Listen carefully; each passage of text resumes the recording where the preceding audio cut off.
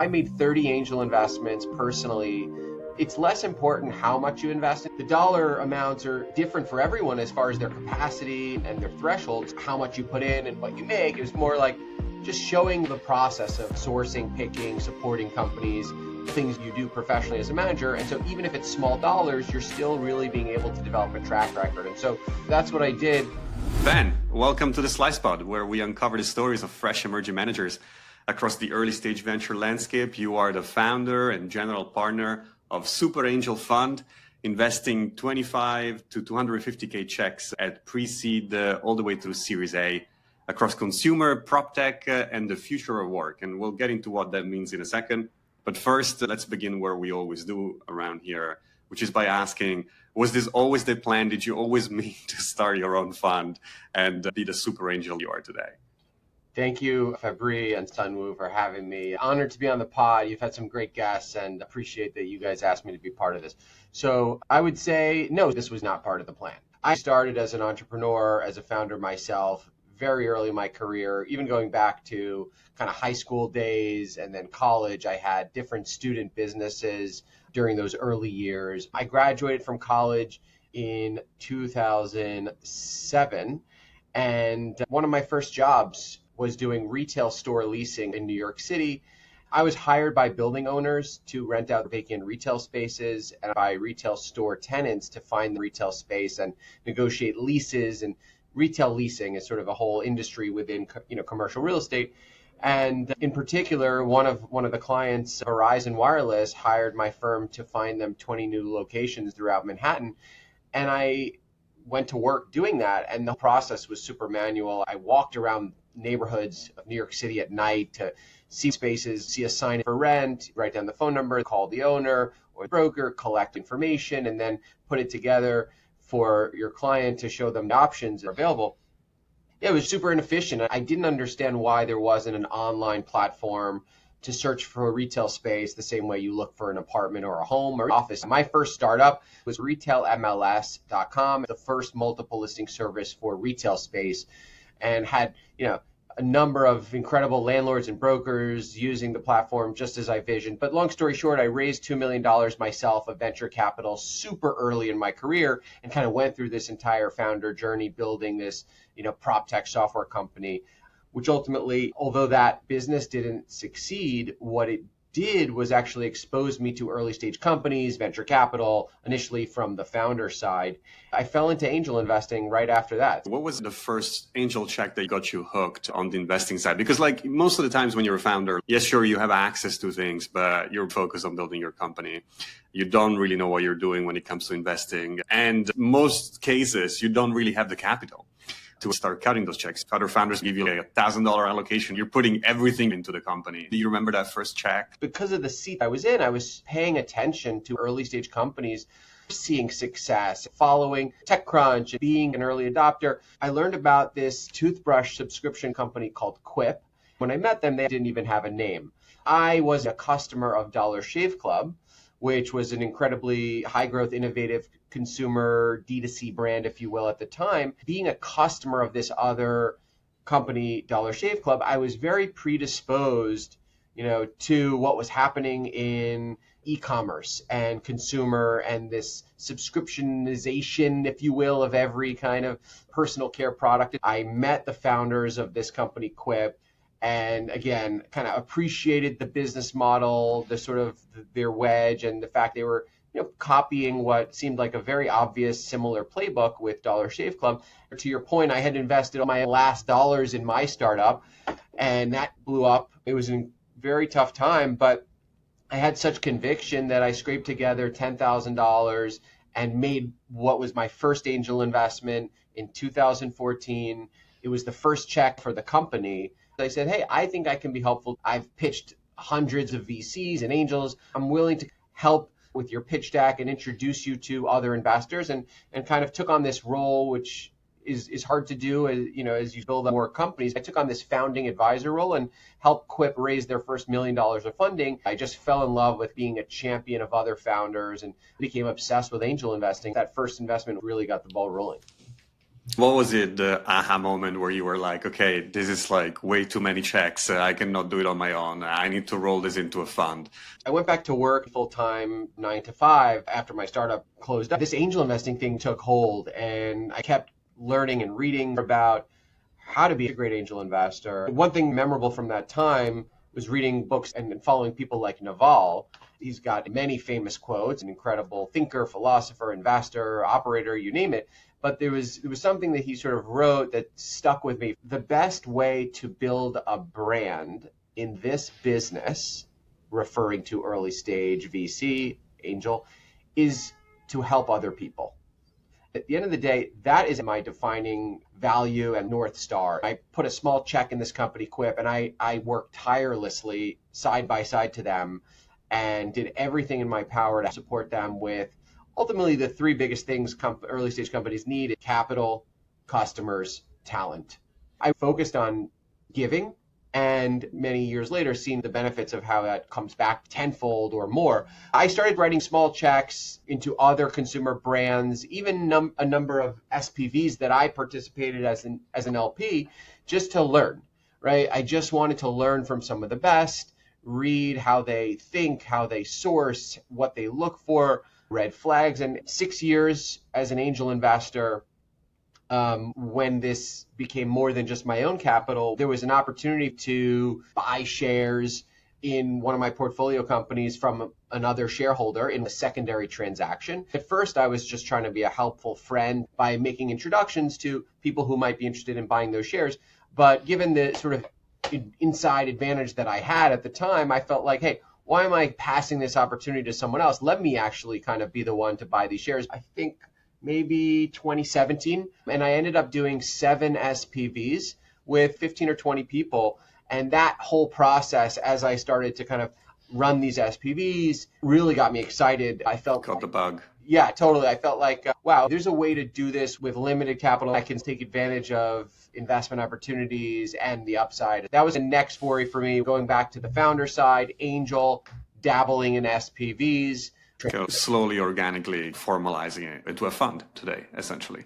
A lot of folks get stuck at the angel stage or jump straight into a big platform. Were you ever attracted to join an established venture firm and learn the inner workings of this very opaque business? Or was it always that entrepreneurial drive, like, this is going to be my shop? Yeah, I agree. I think a lot of people kind of maybe want to or aspire to kind of like do this more formally, but I think a lot of people end up being surprised by the amount of work involved. For me, just running these SPVs initially, you don't realize all the different aspects of it. Today, platforms and administrators like AngelList, Sidecar, and Carta help GPs do this more efficiently. But at the time, 2017, these platforms weren't as robust and built out the way they are today, which was an enormous amount of work. Like they say about founders, if they knew how difficult it would be sort of in the messy middle, like they maybe would have never started at all. But no, I just kind of kept my head down and kept at it. I started to realize that, A, this was something I really enjoyed doing. I felt like I could be really uniquely good at it. I was building this real estate investment and property management company as my main income source, and that was my focus professionally. But in the back of my mind, having gone through the founder journey, always been an entrepreneur and discovered angel investing, I felt like this could be something I might do professionally. So I started taking everything seriously and treated these investors who came into the SPVs not as like, just one-time transaction, relationships, but really as maybe these are people who, if I'm successful initially, can continue to support future opportunities. I made sure each investment, I wrote comprehensive deal memos. I was very transparent and communicative with sending updates from portfolio companies to the LPs. I treated it as a full-time thing. I was thinking, if I'm going to be a fund manager in the future, track record is one of many important things to show. I started to just be very organized into my documentation, the investments I was making, and the performance, the markups. I made 30 angel investments personally. It's less important how much you invest. The dollar amounts are different for everyone as far as their capacity and their thresholds, how much you put in and what you make. It was more like just showing the process of sourcing, picking, supporting companies, things you do professionally as a manager. And so even if it's small dollars, you're still really being able to develop a track record. And so that's what I did. I considered joining an established fund. There were a few close advisors I co-invested with and people who acted as mentors. With the internet, you can have mentors you've never met by reading their blog posts and communicating with them on social media. I had successful, notable investors, fund managers, VCs in the industry who were really kind and sort of giving me advice, whether individually or again, just reading their content. And there were a few I considered joining, but the stars never aligned perfectly, and I wasn't going to let that hold me back from pursuing this career on my own. And honestly, it was a confluence of events where AngelList started to separate itself and become established just about the time I was considering graduating from an angel to a full-time fund manager.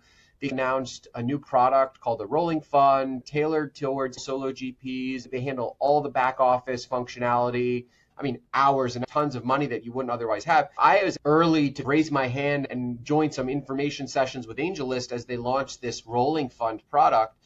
What was incredible is that I didn't have to come out of pocket a single dollar to launch my fund. What was so enabling of AngelList, which was smart in from their perspective, was, I mean, they literally, when I decided that, okay, I'm gonna leave this other business building, this real estate company, and go full time to launch superangel Fund 1, which was in the midst of COVID. January 2021 was when the fund started. AngelList didn't even require me to come out of pocket for legal costs to set up the fund documentation or the bank account.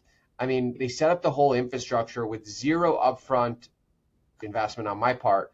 Nothing was going to stop me from doing this because this is my kind of life's work, but there's definitely other people that could not have started a fund not for someone like AngelList to do it 10 years earlier. It would have been harder. Probably you would have taken that offer to join a bigger firm. Would have considered it more seriously than the effortless. Yeah, I got the benefit of the infrastructure without any upfront investment. That first rolling fund ended up 12.5 mil overall. Yeah. Fund 2, you're targeting 25. You want to do 100 investments because you focus on what you call day zero stage companies.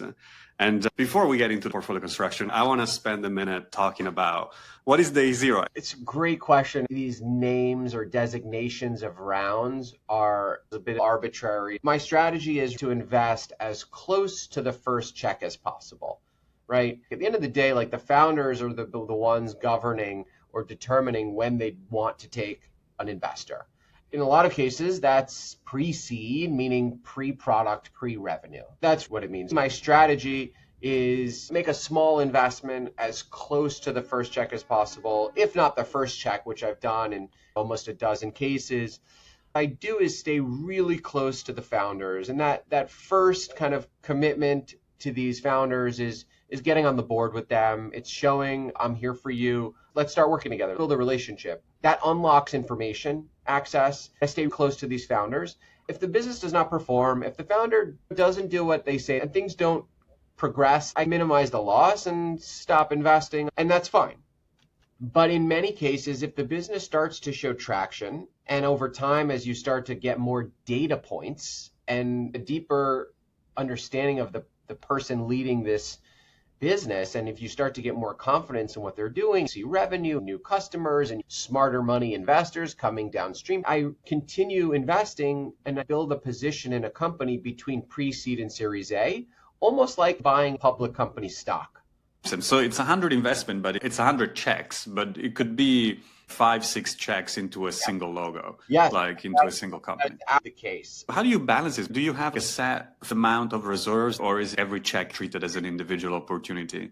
One of the biggest differences between me and other professional fund managers, I'm the exception, which is needed for outsized results. If you're doing the same thing that everyone else is doing, why expect different results? And so all these other funds have very strict ownership targets, very strict portfolio construction. They're very confined.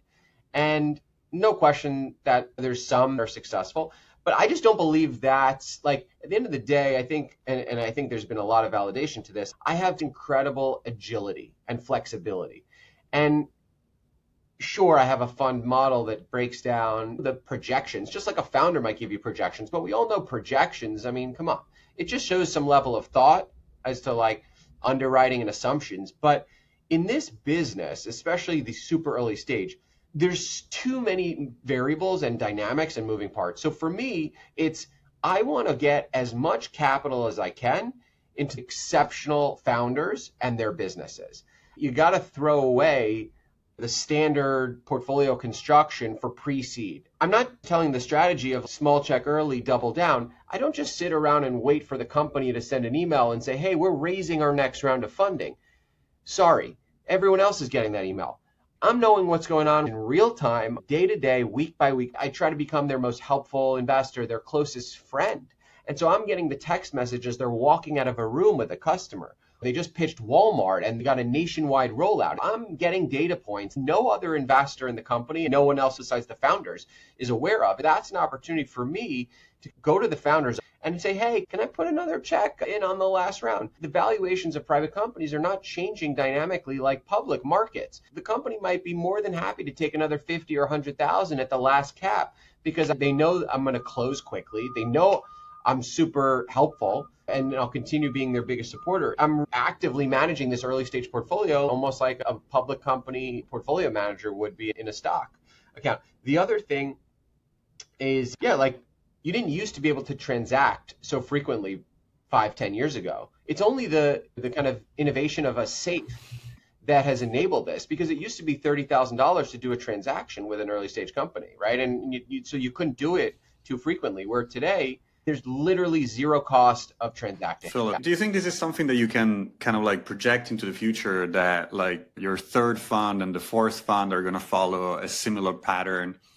Because like this, it compounds, like, it becomes like a pretty meaningful portfolio, like, to be so connected in the weeds of so many companies. Does it scale? Where do you go from here? What is the future of the franchise? Yeah, the answer is it doesn't scale, and it shouldn't, and it won't. I can run $25 million size funds for the next 30 years. Maybe we'll do follow on through a separate vehicle or SPVs alongside winners. The model works as a solo GP, from the management fee potential as well as the carried interest. You make good investments, and it's easier to return a $25 million fund than a $100 million fund in some respects. And it's also easier to deliver higher percentage returns when you have a smaller fund. And maybe the strategy will change because there's too many moving parts. And like the other thing which I want to just touch on is, if someone gave me $25 million today to invest, I might invest differently than if you raise, a fund that has 10 capital calls over 2.5 years. I think about which investments to make and which companies to follow. You can only operate with the information you have today. If a company's willing to take an investment, early stage rounds moves quickly. If you don't close in a few days, I'm sorry, the cap is now going from 10 to 15. And so you can't go wait for a capital call 2 weeks, right? Investor LPs need 2 weeks to fund their capital call. And sure, there's credit lines that you can do, but I think that you're getting in a messy situation of like managing too many things. So like, ultimately, again, it's an inexact science of like, you want to put as much capital into the best companies while maintaining diversification. I'm not looking to build a multi-member firm. I'm not looking to build a team of, many people. For as good as I might be as an investor and fund manager, I'm equally as bad of a manager of people. And I wouldn't wish on my worst enemy to work for me in a lot of respects. Really want to spend my time on the value add of being an investor, which is sourcing, supporting, investing in great founders, not managing people, dealing with HR, back office, legal, tax, ops, and confirming wires, right? And so all of that is off my plate with AngelList, all of that. And it totally unlocks and frees me up to do more of the core value add functions. That's what allows me to invest in more companies than the average individual spending half their time doing fund admin. What is the typical LP profile for this product? Is it somebody outsourcing their angel strategy to you? Or is it more of an institution that is trying to track the early kind of segment of the market? You've done what, 14 closes with the rolling fund? Several people have gone through that. I'm assuming those are mostly individuals or single check, family office type of folks. But now with this fund, do you see appetite from the institutional side? And what do you think is going to be the split? Historically, it's been mostly individuals who, to your point, are maybe not outsourcing their angel allocation, but supplementing it. And I think, making direct investments as well as some sort of emerging manager fund investments. And I think, to be honest, I think that's the best strategy for an angel or an LP. Investing in funds gets you leverage and more filtered deal flow that's been qualified. I'm always happy to make introductions to my LPs to do follow-on direct investments. I'm not trying to hold everyone hostage and pay fees through SPVs. I don't have time to do SPVs. I do one for every 15 or 20 investments. For the other 19, it's like, hey, happy to make this introduction. Like, you're in my fund as an LP. Like, that's enough. Happy to connect to great people, and I don't need to be, the kind of middleman in all these transactions. But historically, it's mostly individuals, high net worths, both for the rolling fund, over 150 LPs for my new traditional fund. Landed my first institutional LP. This LP is perhaps maybe the best validation that a fund manager could have. So AngelList has a sister fund of funds called the AngelList Systematic Fund of Funds, led by investment advisor Strawberry Tree Management. And they actually do what a lot of companies say they will do, which is take the data and monetize it and benefit from it in some way. And so this entity has proprietary access to every fund on AngelList and every startup that flows through AngelList. They identified I am in the top 1% of fund managers on AngelList on a backward-looking basis over the last 3 years, based on the metric that they believe is a predictor of future success. So a dream scenario is for me to focus on building my brand, which attracts great founders, being this hands-on, supportive angel investor, build relationships with these founders, get access to invest in these founders, help them win and generate great returns. And capital follows the performance without needing to shake hands and kiss babies. At the end of the day, what I love about investing is there's a famous quote, "You are what your numbers say you are." You could be personable and have the greatest smile, but you need to put up numbers and performance to stay in this business. That's all I can ask for is in LPs to give me a chance to make them money. And that's why I say to my LPs, it's not about their check size. Just join the fund.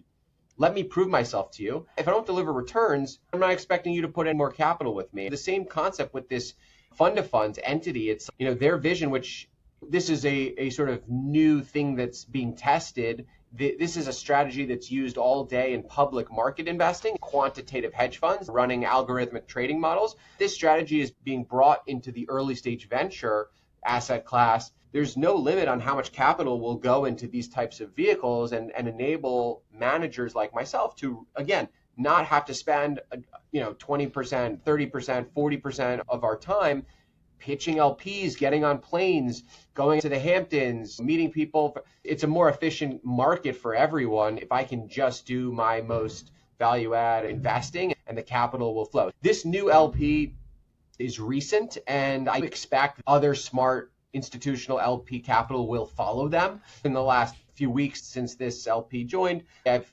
had more than normal inbound from other LPs. I expect I'll land additional institutional capital. But the truth is I'm never going to ditch individual investors. I think the value these individual operators, founders, GPs bring is tremendous. And it's actually something I'm formalizing. So I'm not planning on announcing anything too soon, but towards the end of this year and maybe when my fund does a final close, I'm going to be announcing the superangel network. If anyone on paying attention goes to superangelnetwork.com, you'll see what I am building, which is something very unique, which is almost like an online community for the real community. It's almost like Ben's personal LinkedIn, someone described it. So for me, these individual angels are really capable of helping the portfolio. It's one more value prop to a founder to work with superangel than anyone else is that we have this network of 500 plus LPs across different verticals and skill sets who can be helpful to them. I'm open sourcing my LP network to founders I work with, giving them the opportunity to decide who they want to meet. The Super Angel Network is a community of founders, operators, VCs, agency owners who support each other and the entrepreneurs across our portfolio. Do these people help with sourcing as well, or is it just value add post investment? How much of the deal flow comes from the network of individuals? These are founders, operators, agency owners. You do a lot of consumer stuff. So I'm assuming that there is like a bunch of branding agency that get their hands on something that is really cool and probably give you a call and it's like, hey, you should take a look at this. How much of the deal flow comes from the network and how much comes from you actually going out, beating the pavement of New York and trying to find opportunities on the ground? I appreciate you asking that question because it is another core differentiator. The short answer is so much deal flow comes from the network of LPs, founders, co-investors, and agency partners. So it's something that I'm realized over years ago that this is where great deal flow is coming from. AngelList launched a feature I love called the Deal Partner. For anyone that sources an investment for me that I end up making, in the past, I would send them a bottle of wine, a bottle of Brightland olive oil, one of my portfolio companies. I'd send them a thank you gift, a card of appreciation. And I still do that, but I take it one step further. Sure. I make them a deal partner and give them upside next to me. AngelList bifurcates that one investment, even though it's in a fund vehicle, and isolates it. And to the extent the business and investment is successful, the person who sent me the deal is rewarded financially. And so that's a great way to keep people thinking of me. And even more so in this business, it's a very recency bias, right? You have a meeting with someone, oh, okay, and you send them some deals, but then you stop a few months later when you've met with 10 other people. It's a way to stay top of mind and be the one that they think of, someone thinks of when they come across a great founder. It's like, hey, send it to Ben at Super Angel Fund. Within sourcing, the network is extremely valuable. I'm not someone who has a gate up where you can only approach me with a warm introduction. If you grew up next to Peter Thiel and were best friends with Elon Musk, you didn't need deal flow anywhere else and you're going to be great. I make a lot of noise, I cast a wide net, and I drive inbound by being loud on the internet and through my social media, my blog, superangel.blog. I've written a few hundred blog posts. I send updates on my fund, the investments we make, different marketing media and thoughts about what I'm doing. And so across LinkedIn and X and Twitter and newsletter, I'm constantly putting out content, selfies of me with founders. And again, that's just one other bucket of driving inbound. One of my mentors said, never underestimate where a great deal can come from. And so my inbox is always open. My DMs are always open.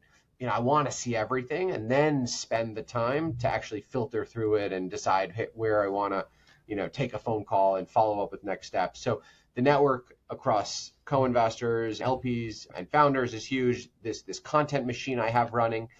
And then as a low-hanging fruit, I always say, there's always a new database and directory system, a list of people who are investing. And anytime I see a new one pop up, you can be sure that I make sure my name is there, my email address is there. And so the deal flow just kind of comes from all these different pipes that, flow my way. Besides AngelList, which is a godsend for solo GP funds, how do you keep all your ducks in a row between content, networking, LP network, founders network, portfolio companies? What's the secret? Do you have a Ben AI sidekick that kind of keeps you in check and in line? There's been a few founders that asked to build me a Ben AI. It's hilarious. I think it's possible not too far from now. One of the things I'm good at is operational efficiency. When I was angel investing, I was the chief operating officer of a real estate investment and property management company. I took that company from 2 people to 200. We grew from managing 10 buildings in Manhattan to actually 300 buildings. And I created this incredible property management company leveraging productivity tools. I put this tech stack in place to create the most operationally efficient property management company in New York. Value time more than anything else. People don't realize you're spending X money, you're going and doing your laundry on the weekend. You can pay someone to do it and make more money with the time that you would have spent. For me, I'm obsessed with operations and efficiency. I put systems in place in the real estate company that allowed us leverage and to compete with all the older players. In a business which is extremely difficult to streamline, which is property management, you've got tenants of all ages and every piece of real estate is different. It's hard to streamline that, but I implemented systems. I'm just obsessed with efficiency and the way I manage my inbox, my reporting. I create templates. I have automated email responses to certain emails that I pass on. And that has allowed me to do more than the average individual, just these hacks, if you will. And I'm also very skeptical of going down the rabbit hole of like putting a new software system into my mix. Like I'm happy with email, Google Docs. My tech stack is super simple. I've dabbled with different CRMs. I think it's a huge first-timer mistake. Doing things that don't scale can be a long-term solution. You could end up spending more time with all the integrations and all these companies go out of business and they're always changing. And it's like, you're only as good as the data you put in, the data you get out. My ability to be helpful is often that I can introduce them to someone who could be helpful, right? As opposed to me actually tactically doing the help myself.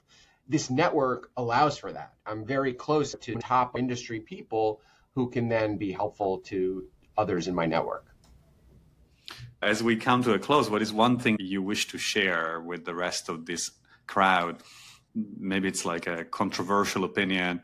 Maybe it's something that you often find yourself thinking about. It's cliche, but for anyone who's either an aspiring founder, aspiring fund manager, aspiring head of growth or marketing, like any professional looking to succeed in their career, perhaps some advice I can give now, today, 40 years old, kind of found what I love to do. Thankfully, it took me 35 years to land on this as my life's work, and I'm grateful that I found this. I wish I started sooner, but at least I found something I love. The biggest mistakes I made in my early career were not being patient, wanting to see success early and churning through different roles. Showing up is 90% of the job. Being disciplined, consistent, and sticking with things over time is so much of the key in what I believe to success, as opposed to kind of like just constantly jumping to the next trend. I made those mistakes early, changed a bunch of jobs, didn't feel like I was progressing fast enough. I think with angel investing and how I've treated it has been with the mindset of like long-term relationships as opposed to transactional, just do right by people in the moment, that one decision, and it compounds over time. Whatever you do, you want to be great at it. In the world today, if you need to rely on other people to do your job, meaning you need investors, right? Either as a fund manager or as a founder, it's not enough to do your job. You actually need to communicate what you've done to all these stakeholders. That builds trust. One of the biggest things I'm promoting and sort of across all my LinkedIn and tweets is to founders to send investor updates, send written quarterly investor updates. Even if you don't have investors yet, put everyone you know on an email list and tell them what you're doing and bring people along for the journey. And what you're doing is you're showing this pattern of doing what you said you would do. That builds trust and unlocks people giving you capital. So it's a pattern I've seen of successful companies is the consistency and the discipline of sending written updates. This is advice I find myself giving to everyone. Be consistent and communicate what you do. I'm not a podcaster, but I want to give props to Harry Stebbings. This guy's unbelievable. No one listened to his podcast for the first 5 years, but he kept doing it. Like there was just nothing stopping that guy. And he's obviously broken out as one of the number one podcast media venture funds in the industry. It's truly incredible. The perfect example of, I think the stat is, 1% of people who start a podcast are still doing it a year later. Imagine you are that 1%. You've immediately stood out. I'm trying to invest in top 0.01% people. That's one way to filter through to someone who has what it takes to be a top 1%er is the consistency. Sorry for the long-winded answer, but this is great. Something on my mind and constantly giving advice.